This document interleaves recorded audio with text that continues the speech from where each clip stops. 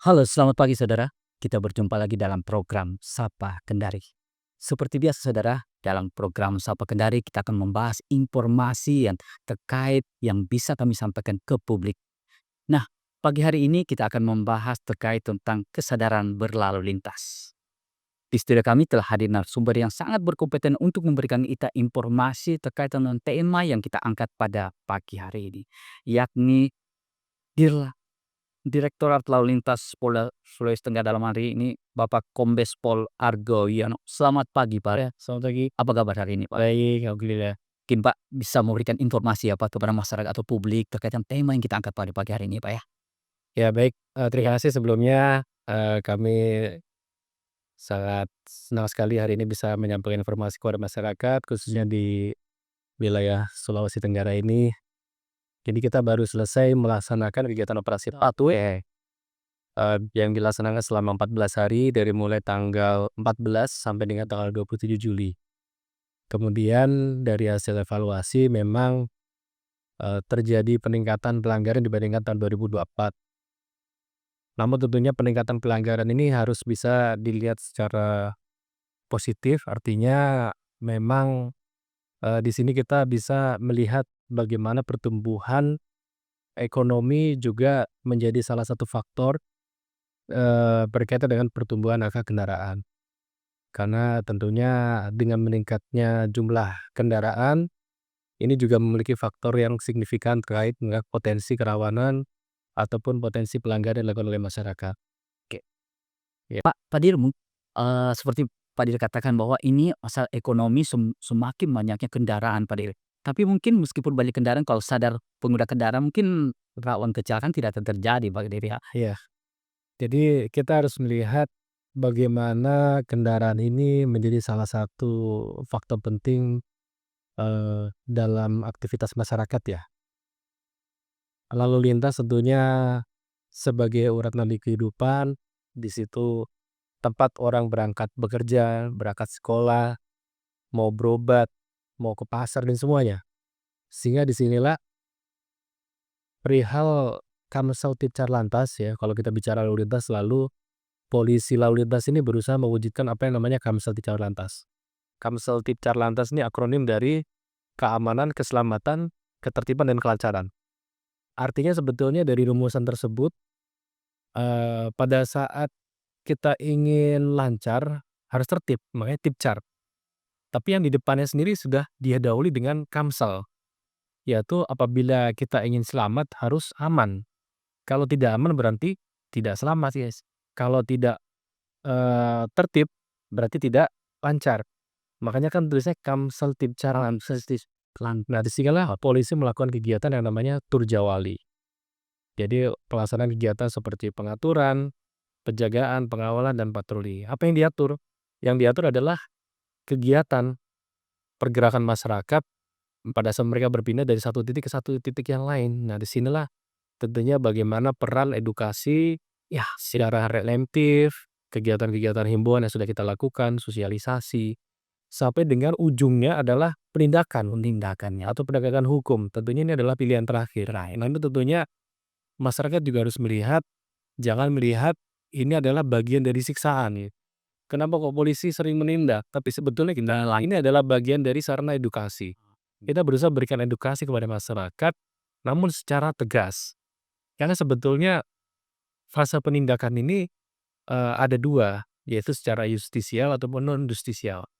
Kita memberikan teguran saja itu sudah berupa penindakan. Misalnya memang dia baru pertama kali melakukan pelanggaran atau mungkin para pelajar, itu kan kita awalnya baru teguran. Tapi kalau kita lihat memang ada niatan kesengajaan, contohnya, beberapa kelompok-kelompok pemuda yang ingin balap liar, ini tentunya sudah ada faktor-faktor kesengajaan, itu akhirnya tidak kita berikan teguran lagi, tapi langsung kita berikan sanksinya berupa tilang, seperti itu. Pak Dir, sebelum kita lanjut Pak tuh, kalau kita melihat ini pelaksanaan, operasi, Patu Anoa yang dilaksanakan saudara perlu kita ketahui bahwa pelaksanaan operasi Patu Anoa itu dilaksanakan mulai tanggal 14 sampai tanggal 27 Juli 2025. Nah, mungkin dari rangkuman kegiatan penindakan Direktorat Lalu Lintas Polda Sultra bisa menjelaskan, Pak, paling dominan pelanggaran-pelanggaran yang, ditemukan selama pelaksanaan Patuh Anoa ini gimana ini, Pak? Iya, jadi yang paling dominan terbanyak masih tidak menggunakan helm ya. Tidak menggunakan helm tuh ada kurang lebih sekitar 738 pelanggaran. Kemudian menempati urutan kedua adalah menggunakan knalpot yang tidak sesuai dengan spesifikasi. Waktu kita disebut knalpot brong gitu. Sebetulnya ini kan kita menjawab keluhan masyarakat.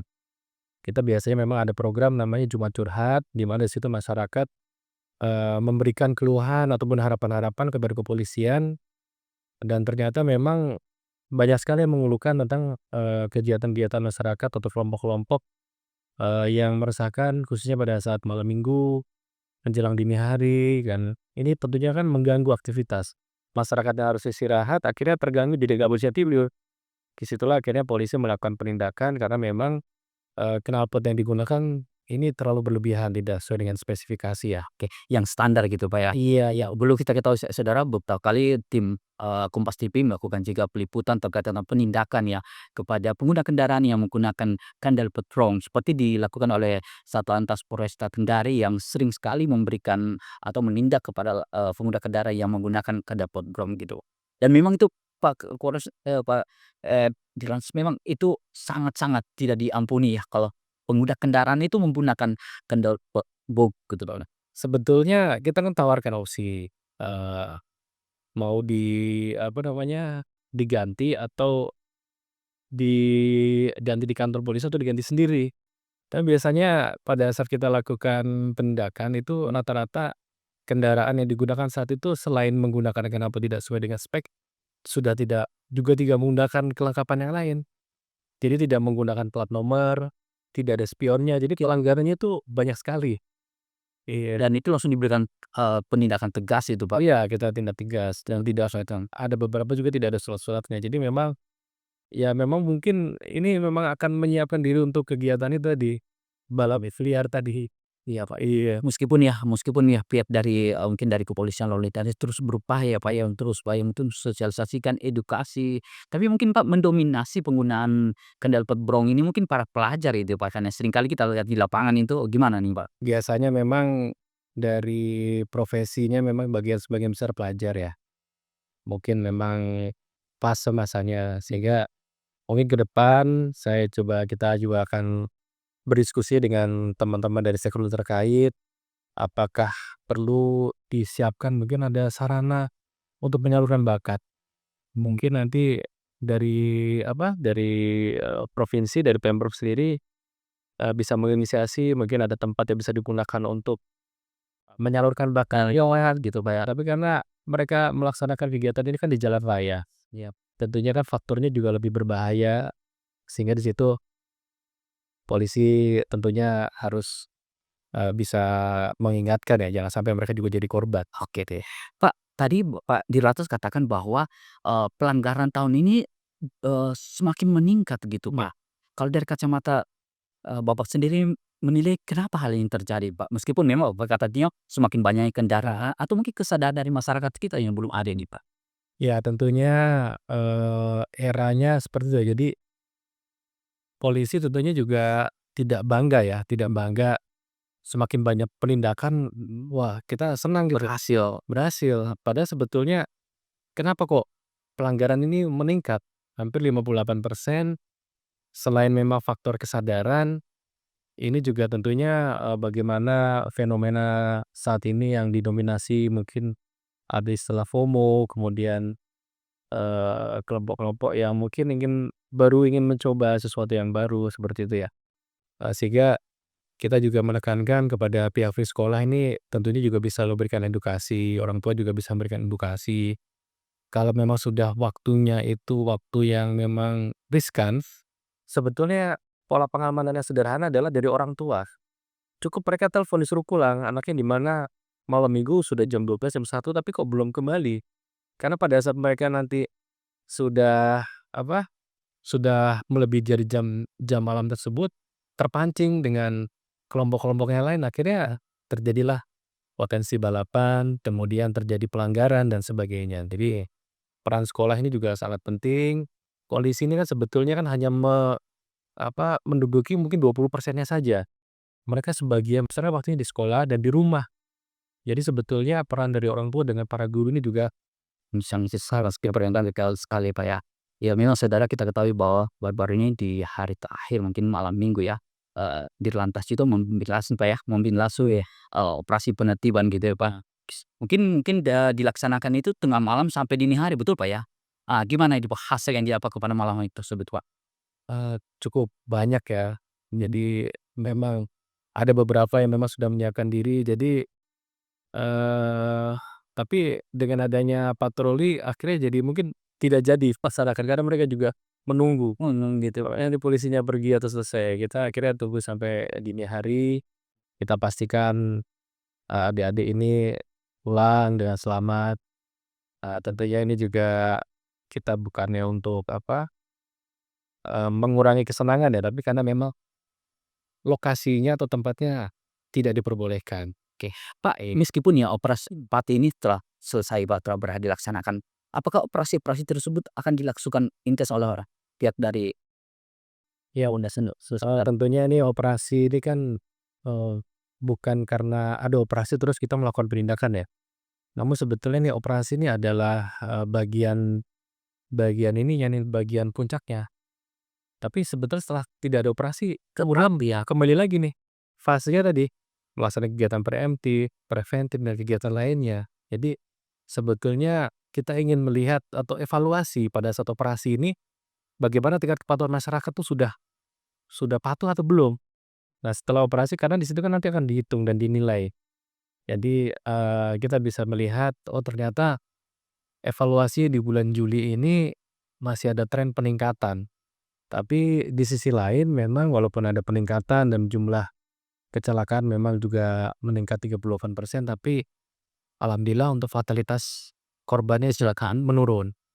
Artinya tidak seperti tahun dulu, fatalitasnya agak tinggi, tapi sekarang fatalitasnya menurun. Artinya jumlah korban jiwa tidak sebanyak tahun lalu. Jadi, mungkin yang dulu korban jiwanya ada berapa, 8, sekarang korban jiwanya ada. menurun, Pak, ya, meskipun pelanggaran ya ditemukan pelanggaran lingkar gitu, Pak, ya. Iya, tapi, penurunan angka kecelakaan gitu, Pak, ya, gitu. Oke. Pak, tapi seperti Bapak katakan tadi, mendominasi terkait dengan tidak menggunakan helm gitu, Pak, ya. Nah, apa yang dilakukan oleh pihak, eee, Polda Sulawesi Tenggara? Iya, tentunya kita tidak henti-hentinya ya, kita selalu sampaikan kepada masyarakat memang helm ini hal yang sangat penting. Kemarin selalu alasannya klasik, "Pak, dekat saja ya," gitu, karena di situ Padahal sebenarnya meskipun dekat hanya berapa iya, meter, Pak, wajib ya menggunakan helm betul. supaya Kita juga sampaikan bahwasanya kadang-kadang kita sudah berhati-hati, tapi orang lain yang tidak main berhati-hati. Sehingga, tentunya tadi ya kesadaran tertib berlalu lintas ini bukan hanya dari polisi yang mengingatkan terus, tapi masyarakat harus melihat bagaimana, budaya budaya lalu lintas ini harus betul-betul dibangun sejak dini ya. Salah satunya juga kita akan coba berkoordinasi dengan dinas pendidikan ya, apakah bisa untuk, pengetahuan tentang lalu lintas, etika tertib berlalu lintas itu kita lakukan dari mulai SD, SMP. Jadi mungkin kita tahunya mungkin dari TK ada taman lalu lintas, tapi pada saat SD kan sudah tidak ada lagi yang pengetahuan seperti itu. Nah, ini salahnya di situ. Jadi pada saat mereka sudah dewasa, sudah waktunya memiliki SIM ber-17 tahun, instan tiba-tiba mendapatkan kendaraan. Nah, selama fase mereka dari SD, SMP, SMA nih tidak mendapatkan ilmu atau pengetahuan yang cukup, tata cara untuk menata cara yang baik ya. tidak ya secara umum lah. Nah, ini tentunya, kita akan coba masuk ya nanti ke sekolah-sekolah, kita berikan himbauan atau edukasi yang umumnya. Pak, kalau untuk di wilayah Kota Kendari ini kan jantung kota ibu kota Provinsi Sulawesi Tenggara, Pak. Titik-titik mana saja, Pak, yang dianggap rawan? Sehingga mungkin dengan adanya informasi ini masyarakat lebih berhati-hati. Tapi kita tahan dulu, Pak, ya. Baik, saudara, setelah jeda berikut itu kita akan kembali. Tetaplah bersama kami.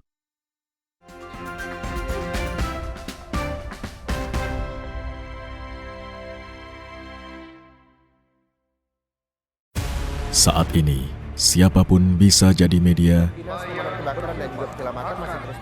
pemengaruh, bahkan pendengar. Tapi kebenarannya dapatkah dipertanggungjawabkan?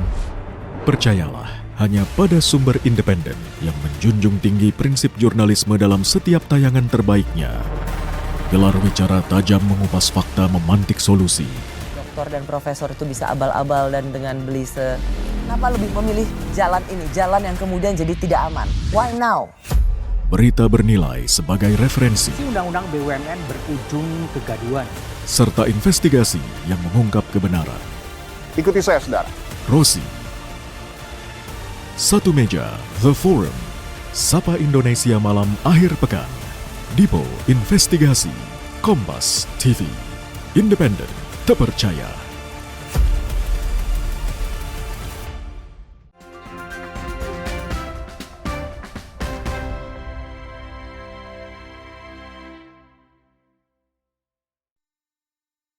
Baik saudara, kita masuk dalam segmen kedua. Bagi saudara yang baru menyimak program Sap Kendari, tema yang kita angkat pada pagi hari ini terkait tentang kesadaran berlalu lintas di wilayah Sulawesi Tenggara. Dan di sesi pertama tadi telah banyak informasi yang dikeluarkan oleh Dirlantas Polda Sulawesi Tenggara membahas terkait tentang pelaksanaan operasi Patu Onengwa 2025 yang mulai tanggal 14 hingga tanggal 27 Juli 2025. Memang kita tahu dari data yang dikeluarkan tadi Pak Dirlantas mengatakan bahwa tingkat pelanggaran dalam operasi ini sangat tinggi. Namun kecelakaan lalu lintas yang semakin menurun. Nah, tadi di sisi terakhir yang belum terjawab oleh Dirlantas Polda Sulawesi Tenggara terkait tentang khusus di wilayah Kota Kendari titik-titik di mana saja yang dianggap rawan kecelakaan lalu lintas ini, Pak Dirlantas. Gimana ini Pak dari kacamata Polda Sulawesi Tenggara? Jadi sebetulnya kalau kita bilang titik rawan ini semua tempat kan memiliki kerawanan ya. Kerawanan gitu Pak ya. Jadi kerawanannya tentunya berbeda-beda. Ada yang kerawanan karena kontur jalan. Ada juga kerawanan karena mungkin di situ situasi penempatan rambu yang kurang. Ya kan. Kemudian memang ada lokasi-lokasi jalan yang memang lurus seperti kayak di bypass atau mungkin di seputaran MVQ itu kan ya sering dijadikan ajang ini ya pengebutan seperti itu ya. Tapi tentunya titik-titik yang kita namakan sebagai titik trouble spot atau black spot ini semuanya sudah kita klasifikasikan. Artinya secara skala prioritas bagaimana tingkat kerawanan yang ada di tempat tersebut ini tentunya juga menjadi penting dan ada treatmentnya sendiri. Artinya kalau memang di jalan itu yang sering dilanggar adalah melawan arahnya, itu ya kita nanti akan tempatkan petugas yang tugasnya tuh Pak ya, melaksanakan kegiatan patroli. Oke, tapi kalau misalnya di situ tempatnya memang cukup gelap ya mungkin di situ nanti akan kita diskusi dengan teman-teman dari Pak ya, Dinas Perhubungan udah mau nambahkan lampu penerangan jalan ataupun mungkin perlu ditambahkan seperti sinyal traffic light atau april ya, alai pengatur isyarat lalu lintas ya. Dan memang kalau kita lihat di Pak Dirlantas kalau masyarakat seringkali ketika ada petugas baru mereka siap untuk melaksanakan tahap tertib. Tapi kalau mungkin kelihatan nggak ada petugas ya nggak apa-apa mungkin menyeberang tanpa betul arah mereka. Gimana dari memang apa memang itu yang juga diapil? Itu tentunya menjadi tantangan tersendiri ya. Kalau kita bilang ini lalu lintas ini sebagai cermin budaya bangsa ya. Cermin budaya ini kita hendaknya selalu berkaca bagaimana budaya yang mempengaruhi ya tadi karena dianggapnya biasa akhirnya menjadi terbiasa. Padahal sebetulnya memang kebiasaan-kebiasaan yang kurang baik ini tentunya harus selalu diingatkan loh. Oke, kita ya. Biasa kebiasaan yang dianggap biasa tapi fatal nah gitu Pak. Jadi Dengan saya budaya cerminan budaya inilah yang kita ingin berubah pelan-pelan. Bagaimana masyarakat bisa berbudaya, tertib berlalu lintas, bisa mengendarai kendaraan yang berkeselamatan. Berkeselamatan itu artinya si pengendara maupun kendaraannya memang dalam kondisi yang siap jalan dan siap untuk mengendarai. Bagaimana sebelum dia berangkat memastikan dirinya sehat, kemudian mengecek surat-suratnya, kemudian kendaraannya apakah dari mulai ban, lampu, dan semuanya gitu. Udah siap. Jadi kata-kata budaya yang berkeselamatan ini yang tentunya harus kita selalu wujudkan kan gitu Pak ya. Kita gaungkan kepada masyarakat. Oke, jadi tadi katakan bahwa memang titik-titik rawan memang bukan hanya tanggung jawab dari pihak polisi lalu lintas, tapi juga dari stakeholder lainnya, mungkin seperti dari dinas perhubungan, dari PU-nya. Nah, terkait tentang TU ini Pak Dir, apakah memang ketika terjadi kecelakaan lalu lintas ini akibat kerusakan jalan ini memang ini tanggung jawab dari PU ini atau gimana ini Pak Iya. Dir? Ya memang ada beberapa case ataupun kejadian itu akibat kerusakan jalan ya, jalan berlubang. Nah ini semuanya sudah kita catat dan data ini selalu kita koordinasikan dengan dinas terkait, tapi tentunya untuk perbaikan ini kita juga menyadari memang waktu dibutuhkan tidak serta-merta. Sehingga, di situ mungkin ada beberapa lokasi-lokasi yang dilakukan perbaikan namun sementara. Seperti hanya menimbun dengan pasir atau mungkin memberikan tanda tertentu. Nah, kita juga berharap memang, concern dari pemerintah provinsi ini juga sangat pas sekali mengingat di lokasi-lokasi tersebut mungkin ada beberapa aliansi kendaraan-kendaraan juga yang cukup besar, massa yang besar. Nah, ini juga memiliki pengaruh yang cukup penting dalam, apa, jalan atau kontur jalan Oke, iya. Ya memang perlu kita ketahui saudara dari Undang-Undang tahun 2009 nomor 22 yang menyatakan bahwa kecelakaan lalu lintas yang terjadi akibat kerusakan jalan itu adalah tanggung jawab dari eh, Dinas PU. Nah, mungkin masyarakat dari informasi ini bisa bertambah lagi informasinya. Ketika kecelakaan itu terjadi, bahwa penyebabnya adalah terkait tentang jalan gitu Pak. Nah, Pak, kalau kita kembali lagi Pak, terkait tentang zona tertib berlalu lintas ya nih Pak. Nah, untuk di daerah Kota Kendari ada tidak Pak daerah-daerah tersebut yang masuk dalam zona tertib berlalu lintas? Sebetulnya memang sudah ada ditunjuk kawasan, kita bilang KTL, Kawasan ya. kawasan tertib lalu lintas, tapi kalau saya pribadi berharapnya tuh semua kawasan tuh jadi kawasan tertib lalu lintas. Nah, seluruh wilayah gitu Pak ya. Kalau nanti disebutkan, oh berarti kalau pas lewat situ aja kita tertib jadi ya, gitu ya. Tapi memang ada beberapa lokasi yang memang dijadikan contoh ya untuk menjadi kawasan tertib lalu lintas. Ini tentunya kita berharap dari apa, masyarakat atau mungkin dari kepala setempatnya itu mungkin dari camat atau mungkin dari kelurahan itu bisa mengusulkan, "Pak, kawasan saya coba dijadikan juga proyek contohan." Oke, jadi biar pemerintah setempat bisa bisa memohon agar daerahnya mungkin dijadikan daerah kawasan prioritas Republik Seraya ya. Kan asik juga Pak ketika kita melintas dengan kawasan Pak, semua sadar jadi kita tidak Tidak was-was lagi kita loh. Jadi kita malah berharap pada fooding dari masyarakat, atau mungkin malah meminta, "Pak, ini kenapa kok tidak dijadikan kawasan padahal di sini masyarakatnya sangat tertib." Nah itu tentunya kita kita menantikan yang kata-kata seperti itu ya. oke utus Mudah-mudahan semuanya jadi kawasan tertib lalu lintas ya. ya ya perlu kita mungkin ya saudara nonton pemberitaan terkait tentang kawasan tertib berlalu lintas memang salah satunya di sekitaran Tugu XMTQ. Namun ya mungkin masyarakat bisa menilai apakah kawasan tersebut bisa disebut kawasan tertib berlalu lintas karena banyaknya kendaraan-kendaraan yang mangkal di pinggir jalan sehingga seringkali terjadi antrian ya Pak Dir. Gitu ya penilaian Fadil selama ini Pak. Iya. Ya Fadil, ini kan di Kota Kendari juga sering terjadi kemacetan-kemacetan ini Fadil. Nah untuk mengurai hal itu apa yang dilakukan dari pihak lalu lintas Polres Sulawesi Tenggara ini Pak? Iya, tentunya faktor kemacetan ini kan berbagai macam ya. Iya. Mungkin kalau memang tempat-tempat yang perlu dilakukan rekayasa, kita sudah ada, direktorat atau subdirektorat sendiri yang menangani itu namanya Subdit Kamsel atau Subdit Keamanan Keselamatan dan mereka memang tugasnya melakukan, audit lokasi-lokasi yang memang tadi sumber-sumber kemacetan kita bilangnya adalah trouble spot. Jadi trouble spot ini penyebabnya bisa jadi misalnya yang seharusnya tidak boleh berputar arah, mereka berputar arah atau mungkin tempat-tempat yang, lajurnya terlalu sempit di situ tapi di pinggirnya dipakai jadi tempat berjualan. Nah ini, tentunya tidak hanya dari kepolisian karena memang stakeholder terkait seperti Satpol PP, ini juga memiliki peranan penting untuk menertibkan kawasan-kawasan tersebut.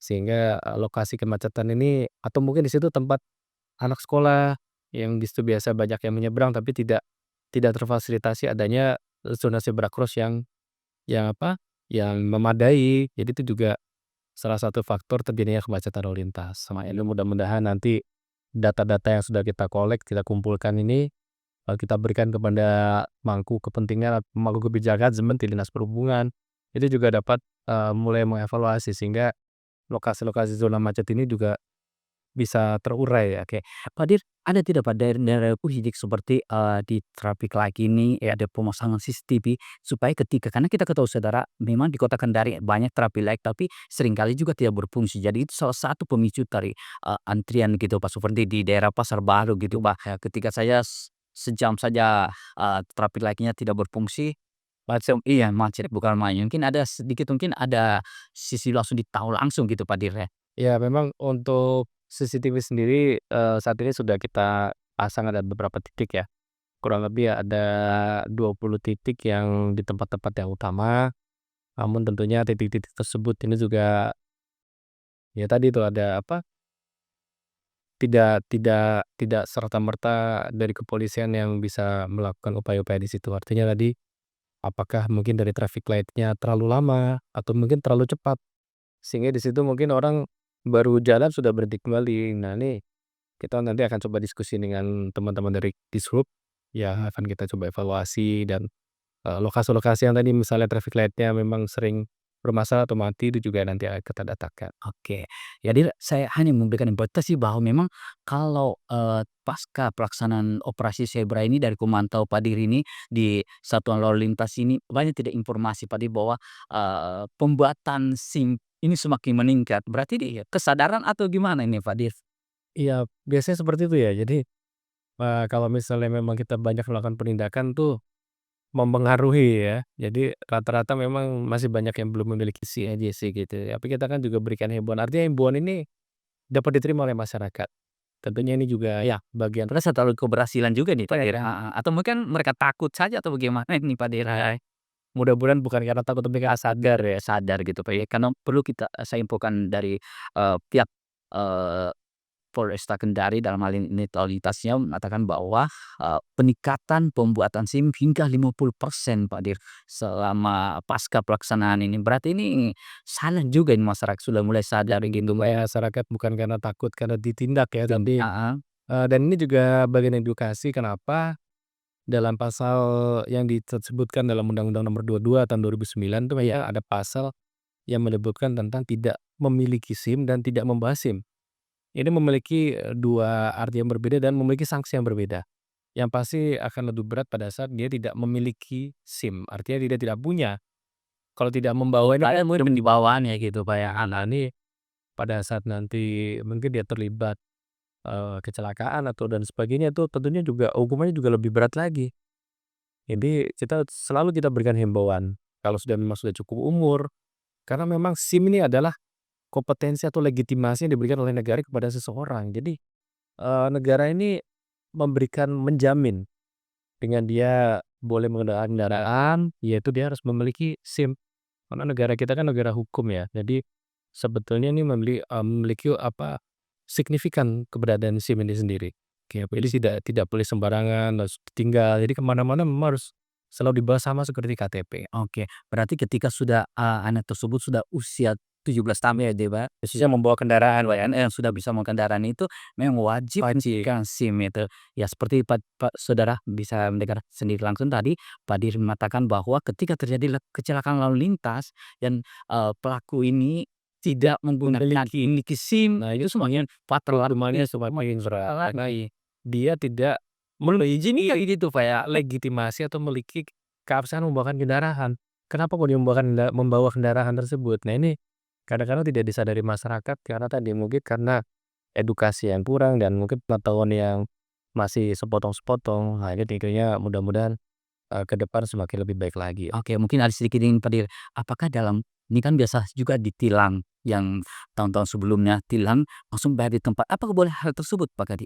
Iya, jadi saat ini untuk, bayar di tempat itu sudah tidak ada lagi. Sudah tidak lagi ya, iya, saudara bisa mendengar Pak. Bahkan, sekarang ini kita sedang, fokus terhadap pengembangan dari ETLE atau Electronic Traffic Law Enforcement. Sudah ada 6 titik yang dipasang kamera dan mudah-mudahan dengan penambahan ETLE ini nanti mungkin ke depan akan ada sanksi yang, mudah-mudahan juga dapat meningkatkan kesadaran bara karena tentunya, kalau ETLE ini kan tidak bisa kompromi. Mungkin kalau dengan petugas sih ya, petugas masih ada mungkin apa, memaafkan atau apa ya. Tapi kalau sudah terpotret, tercapture itu otomatis akan Tilang, batu. penindakan ya, jadi nanti akan ada konfirmasi kepada pemilik kendaraan tersebut dan dia harus membayar sesuai dengan aturan yang berlaku ya Pak ya. Dan memang itu masih berlangsung ya Pak di Riau ya masih berlangsung masih berlangsung ya. masih tercapture dan ini nanti mungkin akan kita tambah durasinya. Jadi, mungkin jumlahnya akan kita perbanyak untuk tilangan etle ini sendiri ya. Dan mungkin ke depan akan kita coba untuk inovasi dengan etle mobile. Jadi tidak hanya etle stasioner tapi nanti ke depan ada kendaraan-kendaraan dipasang itu di atasnya board-nya itu bisa Pilihan kalau ada tapi tertulis tidak perlu berdebat dengan pelanggar tapi ada bukti gitu. Oh gitu. jadi misalnya tadi di kawasan MTQ dia melanggar, ya udah tinggal dipoto, tinggal dikirim ke rumah atau mungkin di WA nanti. Iya, ini bukti yang kita tidak bisa macam-macam dalam WT ya, tidak bisa. Oke. Ya baik saudara karena waktu kita yang terbatas Pak di sesi terakhir ini ya, terkait tentang tema kita terkait tentang kesadaran berlalu lintas yang mungkin ada himbauan kita kepada masyarakat di wilayah Sulawesi Tenggara Pak. Silakan Pak. Ya jadi saya selaku Direktur Lalu Lintas tentunya berharap masyarakat di Kota Kendari dan di seluruh Provinsi Sulawesi Tenggara ini dapat berlaku tertib berlalu lintas.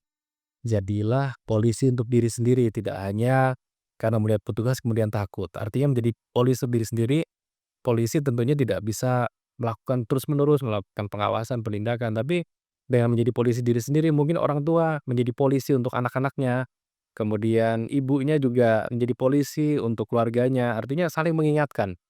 Kalau misalnya mau pergi, anaknya pun juga bisa menjadi polisi. Ya Pak, ini helmnya kok belum ada, kita pakai helm dulu, nanti daripada kita nanti melanggar. Atau mungkin para guru dan semuanya. Jadi semuanya harus menjadi polisi untuk dirinya sendiri. Sehingga kalau semuanya sudah berperilaku seperti itu kayaknya meningkatnya kesadaran tertib berlalu lintas juga akan menimbulkan budaya tertib berlalu lintas yang semakin mewujudkan bagaimana keadaan, keamanan, keselamatan, ketertiban, dan kelancaran berlalu lintas itu dapat terwujud dengan sempurna di wilayah Sulawesi Tenggara ini. Mungkin itu himbauan. Terima kasih Pak Dir. Baik saudara, mudah-mudahan informasi atau arahan dari Dirlantas Polda Sulawesi Tenggara Bapak Kombes Pol Argo Wiono dapat bermanfaat bagi kita semua sehingga ketika kita akan mengendara sampai di tujuan dengan selamat. Saya Silkan Sekia pamit undur diri. Assalamualaikum warahmatullahi wabarakatuh dan sampai jumpa.